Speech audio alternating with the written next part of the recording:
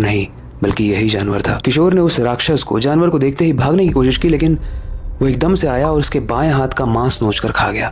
किशोर बहुत जोर जोर से चिल्ला रहा था, लेकिन उसे जमीन इसीलिए सस्ती मिली थी क्योंकि वो शहर से बहुत दूर था, इसलिए हेल्प करने के लिए वहां पर कोई भी नहीं था। वो इतना तेज तेज चिल्ला रहा था कि उसका गला फट गया था और अब वो कोई भी आवाज निकाल नहीं पा रहा था और उसे डर था कि वो मरने वाला है क्योंकि उसके सामने उसकी मौत खड़ी थी। लेकिन इससे पहले कि वो जानवर किशोर को खा जाता, उसके हाथों से बहुत सारा खून निकल रहा था।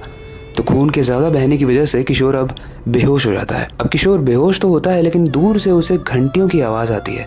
ऐसा लगता है कि जैसे मंदिर से किसी घंटी की आवाज आ रही हो, मंत्रों की आवाज आ रही हो। और धीरे धीरे उसी आवाज की वजह से वो राक्षस जो उसके सामने था वो शांत होने लगता है। किशोर धीरे धीरे होश में आ रहा होता है और जैसे जैसे किशोर की आंखें खुल रही होती हैं, सामने खड़ा राक्षस धुएं में गायब हो रहा होता है। उस राक्षस के गायब होते ही किशोर बहुत खुश हो जाता है। उसे यकीन ही नहीं होता है कि मैं बच गया, उसने मुझे नहीं खाया। लेकिन क्योंकि उसका खून बहुत बह जा रहा था तो वो बहुत वीक हो गया था और वो फिर से बेहोश हो जाता है। कुछ घंटों के बाद किशोर की आंख खुलती है और जब उसकी आंख खुलती है तो वो अपने आप को एक बेड पर लेटा हुआ पाता है। उसके हाथ पे, उसके सर पे पट्टी बंधी हुई है और सामने उस गांव के पुजारी खड़े हैं। किशोर के मन में बहुत सारे सवाल थे। पहले तो वो यहाँ कैसे आया, वो कौन था, ये सब कुछ वो बड़बड़ाने लगता है। लेकिन वो पुजारी उसे शांत कराते हैं और वो पुजारी बताते हैं कि जिस जानवर के बारे में तू बड़बड़ा रहा है वो कोई जानवर नहीं बल्कि एक ब्रह्म राक्षस था। वो पुजारी ने बताया कि लगभग 100 सालों से इस गांव को एक श्राप मिला हुआ है।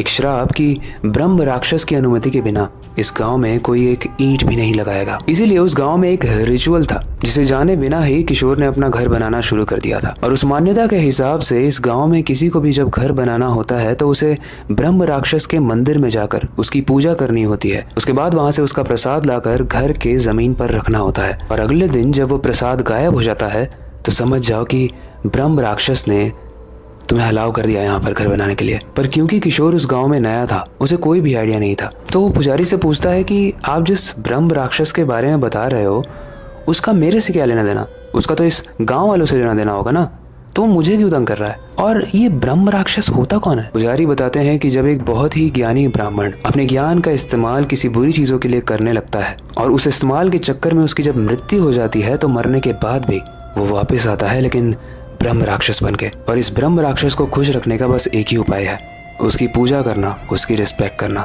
जो तुमने नहीं की इसीलिए वो तुम्हें मारना चाह रहा था। वेल किशोर को तो अब यहीं रहना था, तो वो पंडित जी से उपाय पूछता है। बोलता है कि पुजारी जी आप बताइए कि अब मैं क्या करूं, क्योंकि मुझे तो यहीं पे रहना है, मेरा बचपन से सपना था, उसने मेरा हाथ खा लिया, कल जाके मुझे खा जाएगा, तो क्या करूं मैं। पुजारी वही बोलते हैं जिसका डर था। वो बोलते हैं कि या तो तुम यहाँ पर मत रहो और या तो अगर तुम्हें रहना है तो अपने घर को तुड़वाओ, फिर से पूजा करो और उस प्रोसेस से गुजरो, यानी उसके प्रसाद को लाकर यहाँ पे रखो और प्रसाद अगर गायब होता है तो समझ जाओ कि ब्रह्म राक्षस मान चुका है तुमसे। एंड अनफॉर्चुनेटली गाइज, हमारी कहानी के किशोर ने यही किया और यही उसने मुझे बताया। अब वो बताता है कि उसकी शादी हो चुकी है, उसके बच्चे हैं और अब उसको कोई भी प्रॉब्लम नहीं होती। लेकिन आपका क्या कहना है, अब किशोर की ये कहानी कितने हद तक सच है ये तो किशोर ही जाने, लेकिन जिस तरीके से उसने बताया मुझे ऐसा लग रहा है कि कुछ ना कुछ सच्चाई तो ज़रूर होगी।